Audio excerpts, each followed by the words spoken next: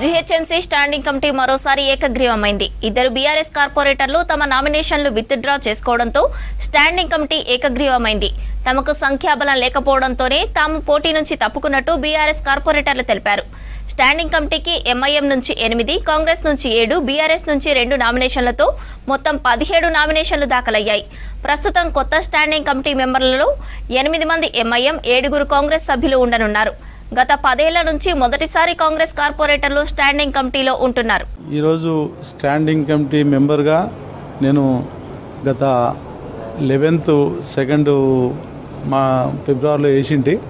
ఇప్పుడు మా అధిష్టానము ఆదేశాల మేరకు తలసాని శ్రీనివాస్ యాదవ్ కేటీఆర్ గారి ఆఫీస్ నుంచి, మా ఎమ్మెల్యే గారి ఆఫీస్ నుంచి ఫోన్ రావడము నేను విత్డ్రా చేసుకోవడం జరుగుతుంది.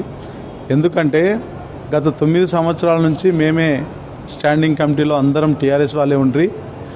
మేము 99 సీట్లు అప్పుడు కానీ ఇప్పుడు 56 సీట్లు కానీ అందరం మేమే కార్పొరేటర్లో ఉంటుంది. కొన్ని కారణాల వల్ల మేయర్ గారు కానీ మా కార్పొరేటర్గా మా దాంట్లోకి వెళ్ళి గెలిచింది, టీఆర్ఎస్కి వెళ్ళి గెలిచింది. డిప్యూటీ మేయర్ మా దాంట్లోకి వెళ్ళి గెలిచి కాంగ్రెస్లోకి పోవడం జరిగింది. ఇంకా కొంతమంది కార్పొరేటర్లు కాంగ్రెస్లోకి మా దాంట్లో గెలిచి టీఆర్ఎస్ పార్టీలో గెలిచి కాంగ్రెస్లోకి పోవడం జరిగింది. కనుక మాది సంఖ్యాబలం తక్కువ ఉంది.